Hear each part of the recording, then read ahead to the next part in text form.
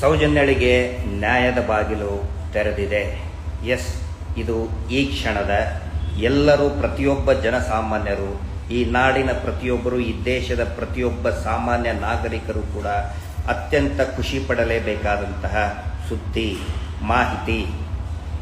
ಇವತ್ತು 23ನೇ ತಾರೀಕು ಸೋಮವಾರ ದೆಹಲಿಯ ಈ ದೇಶದ ಸರ್ವೋಚ್ಚ ನ್ಯಾಯಾಲಯ ಸುಪ್ರೀಂ ಕೋರ್ಟ್ನಲ್ಲಿ ಸೌಜನ್ಯಾಳ ತಾಯಿ 13 ವರ್ಷಗಳ ಹಿಂದೆ ಸಾಮೂಹಿಕ ಅತ್ಯಾಚಾರ, ಬರ್ಬರ ಕೊಲೆಗೆ ಬಲಿಯಾದಂತಹ ಅಮಾಯಕ ವಿದ್ಯಾರ್ಥಿನಿ, ಹೆಣ್ಣು ಮಗು, ನಿಮ್ಮೆಲ್ಲರ ಮನೆಯ ಮಗಳು ಸೌಜನ್ಯಾಳ ಏನೋ ಬರ್ಬರ ಹತ್ಯೆ ಆಗಿತ್ತು. ಆ ಅಮಾಯಕ ಬಾಲಕಿಯ ತಾಯಿ ಕುಸುಮಾವತಿ ಹಾಕಿದಂತಹ ಮರುತನಿಖೆ ಮಾಡಬೇಕಂತ ಹಾಕಿದಂತಹ ಅರ್ಜಿಯ ವಿಚಾರಣೆ ಇವತ್ತು ಸುಪ್ರೀಂ ಕೋರ್ಟ್ನಲ್ಲಿ ನಡೆಯಿತು ಸುಮಾರು 11 ಗಂಟೆಗೆ.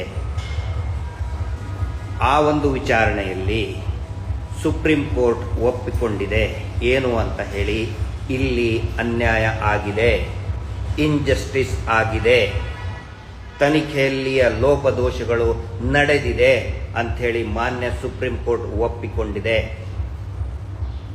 ಹಾಗಿದ್ರೆ ಅರ್ಜಿದಾರರ ಪರವಾಗಿ ಇರತಕ್ಕಂತಹ ಹಿರಿಯ ಸುಪ್ರೀಂ ಕೋರ್ಟ್ ನ್ಯಾಯವಾದಿಗಳ ವಾದ ಏನು ಆಗಿತ್ತು ಅಂತ ಹೇಳಿದರೆ, 3ಕ್ಕಿಂತಲೂ ಹೆಚ್ಚು ಜನ ಆರೋಪಿಗಳು ಇದ್ದಾರೆ, ಅವರನ್ನು ಪರಿಶೀಲನೆ ಮಾಡಿಲ್ಲ, ತನಿಖೆಗೆ ಒಳಪಡಿಸಿಲ್ಲ, ಸೆಮಿನೈಲ್ ಅಂದ್ರೆ ಆ ಆರೋಪಿಗಳ ನಿಜವಾದ ಆರೋಪಿಗಳನ್ನು ವಿಚಾರಣೆ ಮಾಡಿಲ್ಲ ಮತ್ತು ಅವರ ವೀರ್ಯಾಣುಗಳ ಸೆಮಿನಲ್ ಸ್ಯಾಂಪಲ್ ಕಲೆಕ್ಟ್ ಮಾಡಿ ಅದನ್ನು ಪರಿಶೀಲನೆ ಮಾಡಿಲ್ಲ. ಆನಂತರ ತನಿಖಾಧಿಕಾರಿಗಳು ವೆಜನೈಲ್ ಸ್ವಾಬನ್ನು ಕೊಡುವಲ್ಲಿ ಡಿಲೇ ಮಾಡಿದ್ದಾರೆ, ಬೇಕು ಅಂತಲೇ ಡಿಲೇ ಮಾಡಿದ್ದಾರೆ. ತನಿಖೆಯಲ್ಲಿ ಸಾಕಷ್ಟು ಲ್ಯಾಪ್ಸಸ್ ಆಗಿದೆ, ಇಂಟೆನ್ಷನಲಿನೇ ಲ್ಯಾಪ್ಸಸ್ ಆಗಿದೆ. ಸಿಸಿ ಕ್ಯಾಮ್ರಾ ಫುಟೇಜ್ ಕೊಟ್ಟಿಲ್ಲ, ಯಾಕೆ ಕೊಟ್ಟಿಲ್ಲ? ಅದರ ಜೊತೆಗೆ ಒಬ್ಬ ವ್ಯಕ್ತಿ 200ಕ್ಕಿಂತಲೂ 100 ಶವಗಳನ್ನು ಹೂತು ಹಾಕಿದ್ದೇವೆ, ಮೋರ್ ದೆನ್ 250 ಡೆಡ್ ಬಾಡೀಸ್ ಹೂತು ಹಾಕಿದ್ದೇನೆ ಅನ್ನುವಂಥ ಪ್ರಕರಣವನ್ನು ರಾಜ್ಯ ಸರ್ಕಾರ SITಗೆ ಕೊಟ್ಟಿದೆ. SIT ತನಿಖೆ ಮಾಡ್ತಾ ಇದೆ.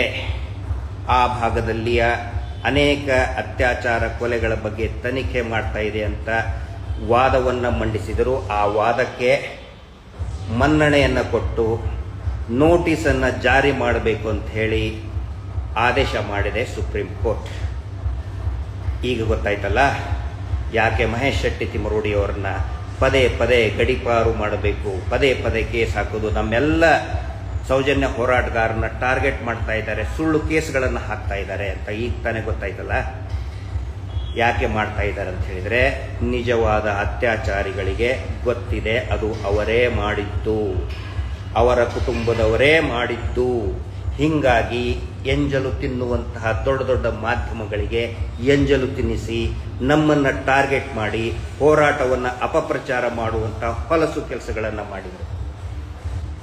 ಅವರೆಲ್ಲರೂ ಕೂಡ ಸತ್ಯವನ್ನು ಎದುರಿಸಲೇಬೇಕು. ನಮ್ಮ ಹೋರಾಟದಲ್ಲಿ ಮಹೇಶ್ ಶೆಟ್ಟಿ ತಿಮರೋಡಿ ಅವರು ಎತ್ತಿದಂಥ ಧ್ವನಿಯಲ್ಲಿ ಈ ರಾಜ್ಯದ ಅನೇಕ ಹೋರಾಟಗಾರರು ಕೂಡ ಧರ್ಮಸ್ಥಳದಲ್ಲಿ ನಡೆದಂಥ ಹತ್ಯಾಕಾಂಡದ ವಿರುದ್ಧ ಅನೇಕ ದಶಕಗಳಿಂದ ಅನೇಕರು ಧ್ವನಿ ಎತ್ತಿದ್ರು. ಆ ಎಲ್ಲ ಧ್ವನಿಯಲ್ಲಿಯೂ ಕೂಡ ಸತ್ಯಾಂಶ ಇದೆ, ಅದನ್ನು ಮುಚ್ಚಿ ಹಾಕೋದಕ್ಕಾಗೋದಿಲ್ಲ.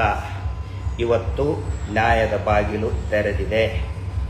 ಈ ಒಂದು ನಿರ್ಣಯದಲ್ಲಿ ಪರಿಶ್ರಮ ವಹಿಸಿದಂತಹ ಎಲ್ಲ ನ್ಯಾಯವಾದಿಗಳಿಗೂ ಕೂಡ ನಾನು ಅನಂತ ಧನ್ಯವಾದಗಳನ್ನು ಹೇಳ್ತೇನೆ. ಇದು ನ್ಯಾಯದ ಬಾಗಿಲು ತೆರೆದಿದೆ. ಇನ್ನು ಮುಂದೆ ಹೇಳ್ತಿದ್ರಲ್ಲ, ಏನೋ ಸಾಕ್ಷಿ ಇದ್ರೆ ಕೊಡಿ, ಏನು ಇವನಿಗೆ ತೋರಿಸ್ಬೇಕಾ, ಅತ್ಯಾಚಾರಿಗಳಿಗೆ ಸಾಕ್ಷಿ ತೋರಿಸ್ಬೇಕಾ? ಮೊಬೈಲ್ನಲ್ಲಿ ಸಾಕ್ಷಿ ಇದ್ರೆ ಕೊಟ್ಟುಬಿಡಿ, ತೋರಿಸಿ, ನಮಗೆ ಕೊಡಬೇಕಾ ಮೊಬೈಲ್ನಲ್ಲಿದ್ದು? ಇನ್ನೂ ಇದೆ, ತಿಳ್ಕೊಳ್ಳಿ, ನ್ಯಾಯ ಸಿಕ್ಕೇ ಸಿಗುತ್ತೆ.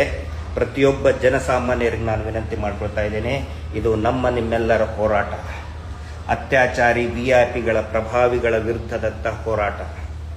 ಈ ದೇಶದಲ್ಲಿ, ಈ ರಾಜ್ಯದಲ್ಲಿ ಸೆಕ್ಷುವಲ್ ಅಫೆನ್ಸಸ್ ನಿಲ್ಲಬೇಕು. ನಮ್ಮ ಮಕ್ಕಳಿಗಿರಬಹುದು, ನಮ್ಮ ಮನೆಯ ಹೆಣ್ಣುಮಕ್ಕಳಿರಬೇಕು, ಅದು ನಿಲ್ಲಬೇಕು. ಧೈರ್ಯವಾಗಿ ಓಡಾಡಬೇಕು,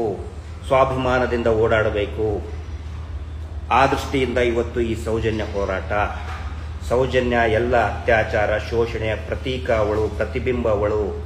ಅವಳ ನ್ಯಾಯಕ್ಕೋಸ್ಕರ ದಯವಿಟ್ಟು ಎಲ್ಲರೂ ಕೂಡ ಬೆಂಬಲಿಸಿ. Justice for Sowjanya. ನಮಸ್ತೆ.